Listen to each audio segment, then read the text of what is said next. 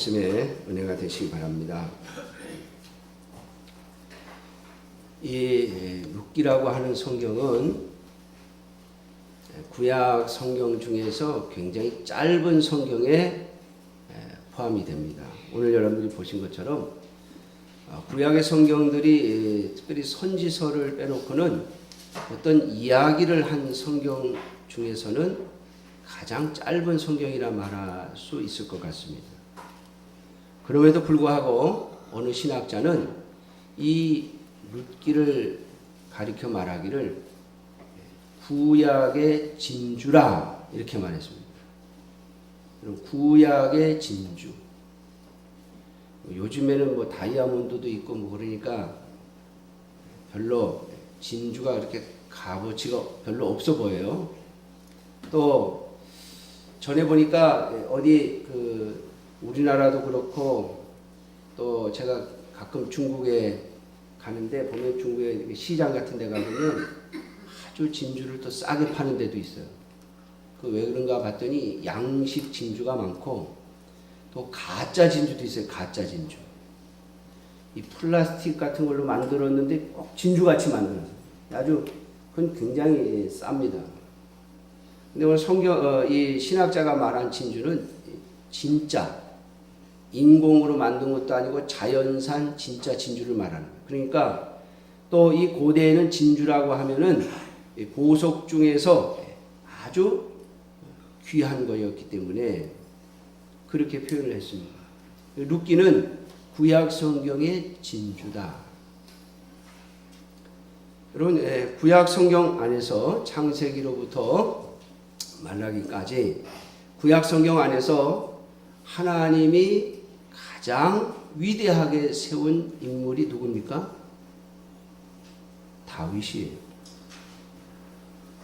그래서 이스라엘 민족은, 이스라엘이라고 하는 나라는 지금도 다윗을 최고로 칩니다. 자, 우리나라 국기에는 가운데 뭐가 있어요? 태극이 있죠, 태극. 이스라엘의 국기에는 가운데 다윗이 있어요. 이스라엘 국기를 보신 적 있습니까? 육각별이에요. 삼각형 두 개를 서로 반대로 겹쳐놓은 육각별인데 그것이 바로 다윗을 상징하는 표시입니다. 그러니까 이스라엘이라고 하는 나라는 다윗이 중심이에요. 그런데 그 다윗을 하나님이 이 세상에 보내신 이유가 오늘 이 룻기에 나오는 룻이라는 여인과 보아스라고 하는 사람을 통해서 이 세상에 하나님이 다윗을 보내셨다라고 증거하고 있습니다. 그러므로 이 룻기는 구약 성경이 우리들에게 가르치는 아주 중요한 교훈들을 담고 있는 성경입니다. 뿐만 아니라 여러분 하나님이 이스라엘 백성들을 애굽에서 구원해 내셔서 가나안 땅에다가 데려다 놓으시면서 그들에게 뭘 주십니까? 율법을 주십니다. 율법. 자, 이스라엘 백성들이 지키면서 살아야 할 율법은 그 핵심이 레위기에 있습니다. 창세기, 출애굽기, 레위기, 민수기, 신명기잖아요. 근데 창세기는 이야기예요. 창조로부터 요셉의 이야기. 출애굽기는 이스라엘 백성들이 애굽에서 나와서 이제 가나안 땅에 들어가기 직전까지의 그 역사를 기록해 놓으신 것이 출애굽기. 물론 출애굽기 안에도 하나님이 이스라엘 백성들에게 주시는 계명들이 포함되어져 있습니다. 그리고 그 다음에 레위기인데 이 레위기는 하나님이 이스라엘 백성들에게 모세를 통해서 너희가 가나안 땅에 들어가서 제사는 이렇게 드리고 삶은 이렇게 살아라. 여러분 제사는 벌써부터 좋으시는 분이 있는데 자, 제사는 우리가 하나님을 섬기는 방법이에요. 그래서 여러분 구약 레위기에 나오는 이 제사 제도를 통해서 우리가 오늘 하나님을 어떻게 섬기고 하나님을 어떻게 만날 것인가를 우리들에게 비유적으로 보여주는 내용들이 바로 제사법이에요. 그리고 난 다음에 여러분 모든 율법을 두 가지라고 말하죠. 첫째는 하나님을 사랑하라. 두 번째는 이웃을 사랑하라. 그러니까 이웃을 사랑하는 방법, 하나님의 백성으로 살아가는 방법을 일러주는 내용이 레위기에 담겨져 있습니다. 그리고 그 레위기에 담겨져 있는 하나님의 백성으로 살아가는 법에 있어서 가장 중요한 핵심적인 이야기는 안식일을 지켜라, 안식년을 지켜라, 희년을 지켜라는 겁니다. 여러분, 안식일 무슨 숫자와 관련이 있죠? 7자. 안식년 무슨 숫자와 관련이 있죠? 7자. 희년은 무슨 숫자와 관련이 있죠? 7자. 7, 7이 49, 그것을 마치고 난 다음에 오는 해가 희년입니다. 그러니까 이스라엘 백성들의 삶은, 일상적인 삶은 안식일로, 그리고 그들의 이 경제적인 삶은 안식년과 희년으로 살아가야 함을 보여주는 것이 바로 레위기의 율법입니다. 그런데 그 율법에 희년과 관련된 이야기가 오늘 여러분 본문에 나오는 기업 물을 자예요. 기업 물을 자. 하나님은 이스라엘 백성들에게 너희가 가나안 땅에 들어가서 살다 보면 반드시 가난한 자와 부자가 생길 것이다. 여러분, 오늘날 우리도 마찬가지죠? 가난한 자와 부자. 제가 얼마 전에 말씀드렸습니다만은, 저희 작은 어머님 장례식장에 갔다가 저희 그 아버님 고향에 저희 작은 아버님, 돌아가신 작은 어머니의 남편인 작은 아버님의 친구분을 그 장례식장에서 뵀어요. 근데 그분이 옛날 이야기를 하는 거예요. 옛날 이야기. 저희 할아버지에 대한 이야기, 저희 할머니에 대한 이야기를 해요. 근데 들어보니까 저희 할아버님이 결혼을 할 때 굉장히 부자셨대요. 저희 할아버지의 아버지, 그러니까 저한테는 증조 할아버지죠. 저희 증조 할아버님은 동네에서 얼마나 부자셨는지 몰라요. 저희 할아버님은요, 젊었을 때 동네 사람들 중에 저희 할아버님에게 술을 안 얻어 먹으신 분이 없대요. 얼마나 돈이 많았으면 동네 사람들을 다 술을 사줬겠어요. 근데 그 술로 다 털어먹고 마지막에는 시골에 집 하나 덜러, 그것도 이제 지금은 없죠. 완전히 모든 재산을 다 털어버리고 가신 분이 저희 할아버님입니다. 그러니까 옛날 이야기를 하면 참 좋은데 저희 할아버님 이야기를 하면 이제 할 말이 없죠. 참 뭐 별로 이야기하고 싶지 않은 역사입니다만은, 여러분, 사람이 살다 보면 아버지가 엄청난 부자였다 할지라도 자식은 가난뱅이가 되는 경우가 있습니다. 또 어떤 경우에 보면은 아버지가 굉장히 가난한 사람이었는데 자녀들은 또 굉장히 부자가 되는. 그래서 사람이 살다 보면 가난하게도 되고 부하게도 돼요. 내가 가난하면 내 자식이 부자가 되는 경우도 있고, 내가 부자면 내 자식이 또 가난한 사람이 되는 경우도 있습니다. 자, 이스라엘 백성들도 가나안 땅에 들어가서 살다 보면 가난한 자가 생기고 부자가 생길 터인데, 특별히 하나님의 백성들 가운데 가난한 자가 생기면, 여러분, 가난하게 되면 뭘 합니까? 요즘에는 이제 통장에 있는 돈을 뺏어 쓰지만은 옛날에는 돈이 다 어디에 있어요? 땅이 있잖아요. 농토에. 근데 내가 가난하게 되면, 내가 힘들어지면 뭘 팔아요? 농토를 하나씩 팔아서 살게 되죠. 이스라엘 민족도 마찬가지예요. 가난하게 되면 농토를 하나씩 팔아서 이제 부모로부터, 조상으로부터 물려받은 농토를 다 팔아버리고 가난한 자가 되어졌을 때, 기업 물을 자의 법은 이렇습니다. 열심히 부지런히 일해서 돈을 벌어가지고 내가 팔아먹었던 밭을 도로 사라. 그 밭을 사간 사람은 반드시 원 주인이 와서 내가 팔았던 그 밭을 도로 사겠다라고 하면 팔아야 돼요. 그게 하나님이 정해진 법이에요. 안 팔면 안 된다고 말씀하세요. 또 만약에 본인이 너무 가난해서 그것을 도로 살 형편이 안 되는데 옆에 있는 사촌이나 형제가 또는 삼촌에 있는 관계가 있는 이 가까운 친족들이 그것을 도로 살 수 있는 권리가, 힘이 있으면 그것을 도로 사서 주라고 해요. 잠언서에 보면 그런 말씀이 있어요. 형제는 위급할 때를 위해서 태어났다.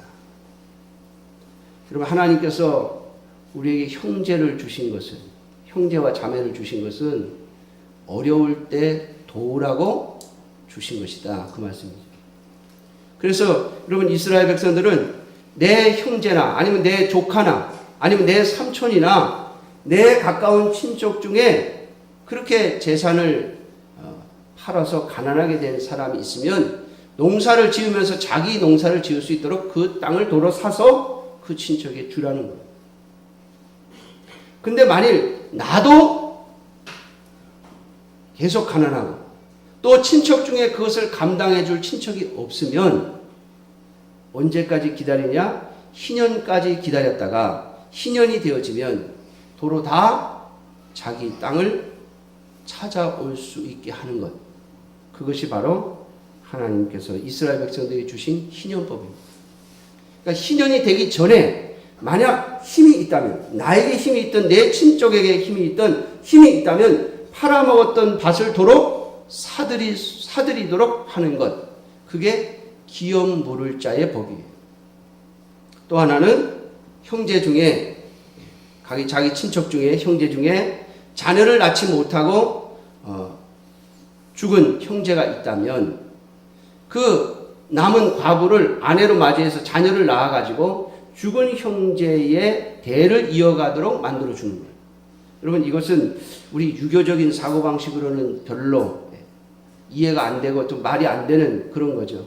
그러나 고대에는 민족을 지키고 그 부족이 흩어지지 않게 하기 위한 그런 방법으로 사용되는 법이었고, 또 하나는 하나님께서 이스라엘 백성들에게 형제의 것을 빼앗지 못하도록 하기 위한 방법으로 하나님이 세우신 법이에요. 그것이 기업 물을 자의 법이에요. 이것이 이스라엘 백성들이 하나님의 백성으로 살아가는 데 있어서 가장 중심이 되는 법입니다. 오늘 그 법이 어떻게 진실되이 실천되었는가를 보여주는 본보기가 바로 룻기예요. 그리고 하나님은 그 하나님의 법을 정확하게 지킨 보아스에게 다윗의 조상이 될 수 있는 복을 허락해 주셨다는 거예요. 여러분, 오늘 저와 여러분들이 이 땅에서 비록 별 볼 일 없는 사람으로 살아간다 할지라도 우리의 자손들 중에서 내 아들들이나 딸들이나 아니면 내 손자나 손녀들이 하나님의 은총을 입어서 이 땅에서 하나님 앞에 쓰임받는 자들이 되어진다면 그것은 우리에게 주시는 하나님의 복이 될 것입니다. 오늘 하나님께서 이 룻기를 통해서 이야기하시는 것이 바로 그것이에요. 그래서 오늘 저는 여러분들에게 이 룻기의 마지막에 나오는 기업 물을 자의 역사를 조금 설명해 드리면서 오늘 이 말씀을 통하여 우리가 어떻게 이 땅에서 하나님 보시기에 정직하게 살아야 할 것인가를 또 한번 이야기하고자 합니다. 오늘 본문에 보면 보아스가 기업 물을 자 중에 우선권이 있는 사람을 불러다가 성문에 앉힙니다. 이 성문이라고 하는 것은 이스라엘 백성들에게 있어서 재판을 하는 장소예요. 그래서 성문에 기다리고 있다가 지나가는 그 우선권이 1순위 자를 붙잡아서 앉혀놓고, 그리고 장로들을, 이 재판관입니다. 장로들을 초청해서 앉혀놓고 거기서 재판을 합니다. 그러면서 하는 말이, 자, 이제 나오미가 모압 지방에 갔다가 다시 돌아왔는데 그 나오미에게서 나오미의 남편인 엘리멜렉의 소유지를 당신이 사라, 이렇게 말합니다. 근데 여러분, 이 말은 그럼 나오미가 무슨 땅을 가지고 있었느냐? 그런 말이 아니에요. 나오미와 나오미의 남편이 팔아먹은 그 땅을 다시 살 수 있는 권리를 네가 사라 이 말이에요. 자, 나오미와 나오미의 남편이 이 엘리멜렉이 땅을 다 팔아먹고 갔는데, 그래서 지금은 완전히 거지가 됐는데, 쉽게 말하면 거지가 됐는데, 그 팔아먹었던 땅을 다시 사올 수 있는 권리가 나오미에게 있어요. 그런데 그 나오미는 아무것도 없어요. 재산이 빈털털이에요. 그러니까 그 나오미가 다시 찾아올 수 있는 그 권리를 네가 사서 그 땅을 도로 사들여라 라고 하는 요구를 한 거예요. 자, 그랬더니 이 1순위 자, 기업 물을 자의 1순위 자가 내가 사겠다 그럽니다. 내가 사겠다. 근데 이 사람이 생각한 것은 뭐냐면, 그래, 나오미도 자식이 없고, 또 나오미의 며느리라고 따라온 룻도 자식이 없고, 그러면 그 땅을, 엘리멜렉의 땅을 내가 도로 사들이면, 그 권리를 내가 가져서 그걸 사들이면 이 땅은 영원히 내 자녀들의 땅이 될 것이다 라고 하는 계산을 한 거예요. 여러분, 이렇게 생각한 것을 보면 이 룻이 살던, 이 보아스가 살던 시대는 사사시대입니다. 사사시대. 다시 말하면 하나님의 말씀을 전부 자기 맘대로 지키는 시대. 자기 맘대로. 하나님의 말씀을 지키되 자기가 편리한 대로, 자기에게 유리한 대로, 자기의 계산에 유익한 대로 하나님의 법을 지키는 그런 시대. 그러니까 이 기업 물을 자의 1순위 자가 그걸 내가 사면은 이건 영원히 내 자녀들의 땅이 될 테고 내 것이 될 테니까, 뭐 나오미도 나이 먹어서 뭐 시집도 다시 못 갈 것이고, 또 남편도 없고, 룻도 남편도 없고, 저 여자는 또 이방 여자고, 그러니까 여기서 뭐 시집 갈 일이 있겠어? 그러니까 그 밭을 내가 사들이면 영원히 우리 집안의 소유가 될 테니까 우리 재산이 늘어나지 않겠어요. 그래서 사들인다고 한 거예요. 이것은 편법이에요.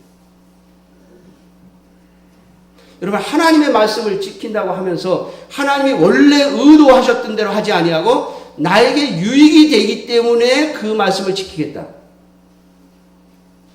나의 유익을 계산해 봐서 그것이 나에게 유익이 되면 내가 하고, 유익이 되지 않으면 안 하겠다 라고 하는 계산이죠. 여러분, 법을 잘 이용하다가 편법을 하는 것은요, 나에게 유익이 되기 때문에 그래요. 나에게 유익이 되기 때문에. 손해가 되지 않고 유익이 된다고 하는 계산을 하면은 그 법을 편법으로 지키게 됩니다. 편법으로. 지키는 것 같은데 실제로는 어기는 거예요. 지키는 것 같은데.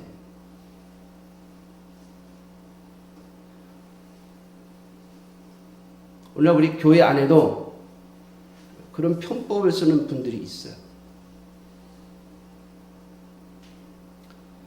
여러분, 잘 배우셔야 됩니다. 담임 목사님을 위임 목사로 모실 때는요, 반드시 그 교회에 장로가 있어야 돼요. 장로가 없는 교회는 담임 목사님을 위임 목사로 모실 수가 없어요. 그런데 보면 교회들이 장로님을 세우면서 바로 목사님 위임식을 같이 해요. 우리 교회가 갖고 있는 법에 의하면 장로님을 세워가지고 장로 임직을 딱 시키고, 그리고 나서 당회를 열어가지고 목사님을 위임 목사로 모시기로 결정을 하고, 그리고 공동회의를 소집해서 성도들로부터 청빙 투표를 하고, 그리고 나서 노회의 허락을 받아가지고 담임 목사를 위임 목사를 세워야 돼요. 그런데 왜 그렇게 안 하고 그냥 장로 세우는 그날 위임 목사 위임식도 같이 하느냐? 두 가지 이유 때문에 그래요. 하나는 비용이 많이 든다. 행사를 하고 그 다음에 또 뭐 6개월이나 1년 뒤에 또 위임식을 하면 행사를 2번 해야 돼요. 그러니까 비용이 많이 들어요. 또 하나는 장로님을 세워놓고 그 다음에 위임 목사로 세우려고 하면은 그 장로님이 반대하면 못합니다.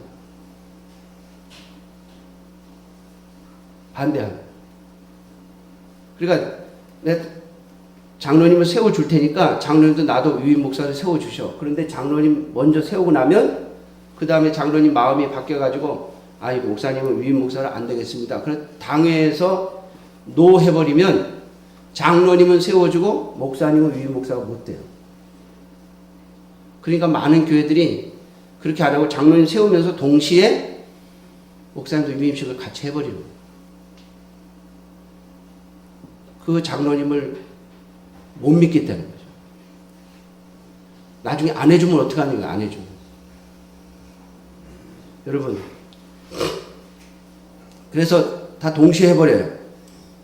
근데 보면 담임 목사님 위임식을 먼저 안 하고 장로님 임직식을 먼저 하고 그 다음에 바로 위임식을 합니다. 그러니까 이건 순서는 지킨 거예요. 순서는. 장로님이 먼저 세워져야 되는 순서는 지켰는데 당회도 안 했고 공동회도 미리 해버린 거예요. 미리. 장로님도 없는데 당회를 한 꼴이 되고 장로님의 동의도 없이 공동회를 한 꼴이 되는 거예요. 그걸 편법이라고 그래요. 한쪽은 지키는 것처럼 하고 어떤 건 안 지켜버려요. 여러분 오늘 여기 기업물을 첫 번째 1순위자는 친척의 땅을 사들일 수 있는 권리를 사는 거, 그건 지키겠다는 거예요. 그건. 기업물을 자의 첫 번째 원칙, 친척의 땅을 사들일 수 있는 권리가 가까운 친척에게 있다. 그 법은 나한테 유리하니까 지키겠다는 거예요. 그런데 그 땅을 사가지고 그 땅을 팔아서 가난하게 된 그 형제에게 주고 거기에 자녀가 없으니까 자녀를 낳아가지고 그 집 족보에 붙여서 그 집에 대를 잇게 하고 그 집안의 땅으로 돌려주는 거예요. 이것까지가 하나님의 법이에요. 그런데 그 뒷부분은 안 지키는 거예요. 왜? 그렇게 되면 친척으로서 뭐만 남아요? 내 돈 나가는 것만 남죠. 그렇잖아요? 내 자녀를 붙이는 것도 아니고 내 재산이 늘어나는 것도 아니고 친척의 자녀를 대를 잇게 해주고 그리고 잃어버렸던 땅, 팔아버렸던 땅을 도로 다 사가지고 그 친척에게 살아가도록 마련해주고 그러면 뭐가 나와요?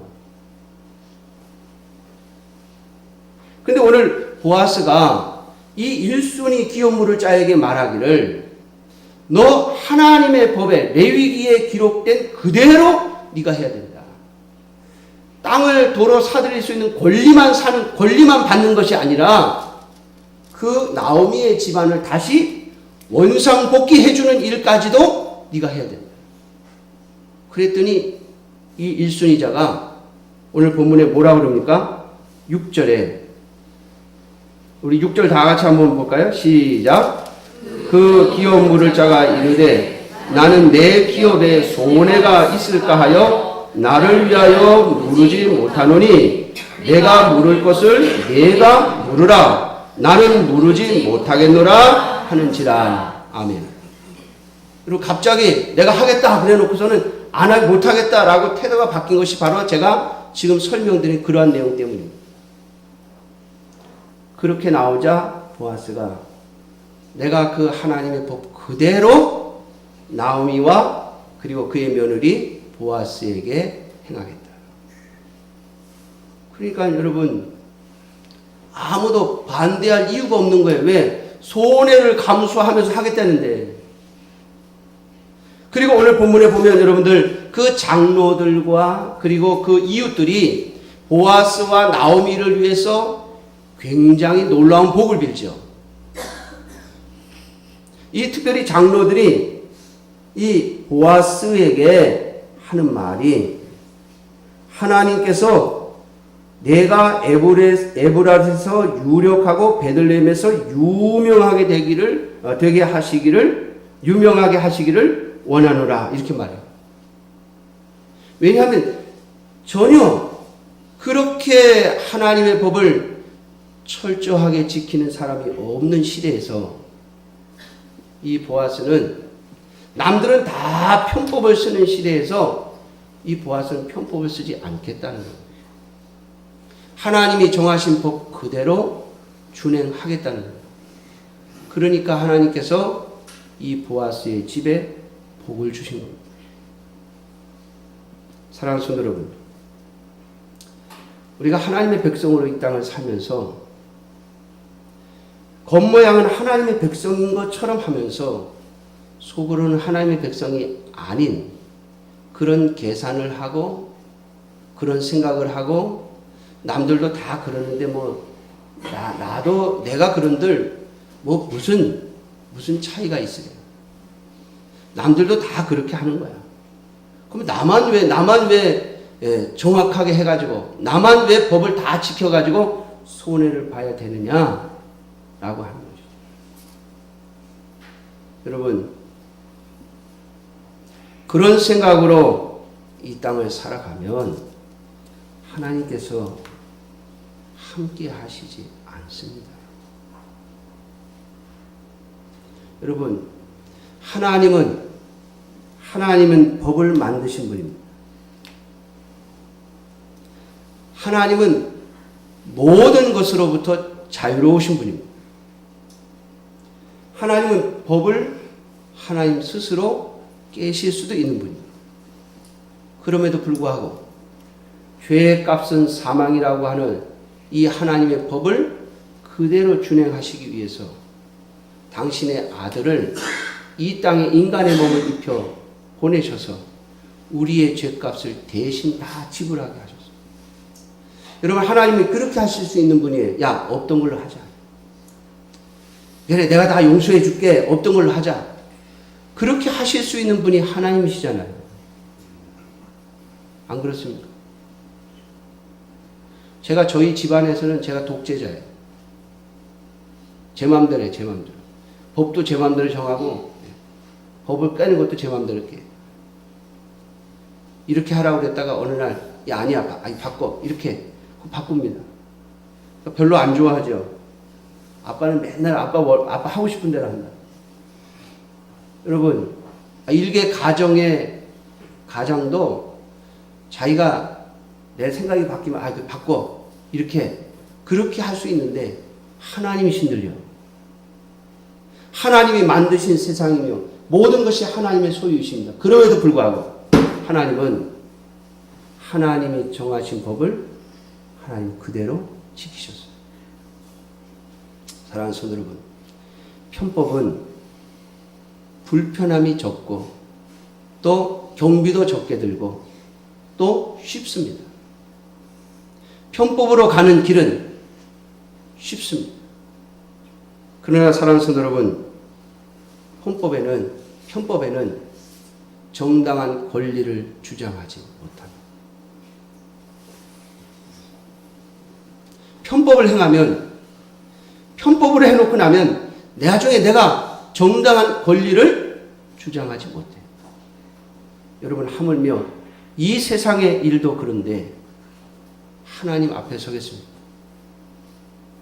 그러므로 사랑하는 성도 여러분, 오늘 이 보아스처럼 하나님의 법을 지키되 그 하나님께서 그 법을 세우신 그 하나님의 마음을 정확하게 알아. 하나님이 원래 의도하셨던 대로 법을 지킬 수 있는 저와 여러분들이 되시기를 주님의 이름으로 축원합니다. 여러분, 예수님이 우리에게 가르쳐 주신 것이 그거예요.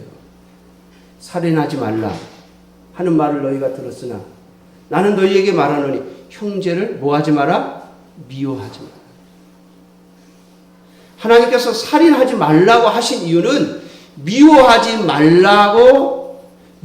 말고 살으라고 주신 것이 원래 하나님의 뜻이었다는 거예요. 그런데 실컷 미워하면서 내가 안 죽였으니까, 나는 죽이지 않았으니까 나는 하나님의 법을 어긴 적이 없다라고 말하는 것은 여러분 편법입니다. 하나님께서 우리에게 규례를 주시고 법을 주실 때는요, 하나님이 의도하시는 것이 있어요. 여러분, 그것을 오늘 저와 여러분들은 압니다. 왜요? 하나님의 영이 우리 속에 있기 때문에. 하나님의 영이신 성령께서 우리가 하나님의 말씀을 깨달을 때마다 우리에게 하나님이 원래 마음 먹으셨던 것이 무엇인지를 알게 하세요. 그러므로 사랑하는 성도 여러분, 하나님이 알게 하신 것을 따라 살아가려고 애쓰는 여러분들이 되시기를 주님의 이름으로 축원합니다. 오늘 보아스는 비록 자신의 물질이 손해가 나고 또 자신이 희생되어지는 그러한 모습이었지만은 기업 물을 자의 법을 충실히 지키려고 했기에 하나님은 그와 그의 자손들에게 은혜를 베푸십니다.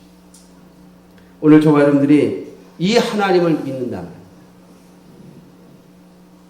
하나님의 법을 지키고 하나님의 백성으로 살아감에 있어 그저 하나님 보시기에 껍데기만 지키는 것이 아니라 우리의 마음을 들여 하나님의 법을 지켜가는 주의 백성들이 되어지시기를 주님의 이름으로 축원합니다.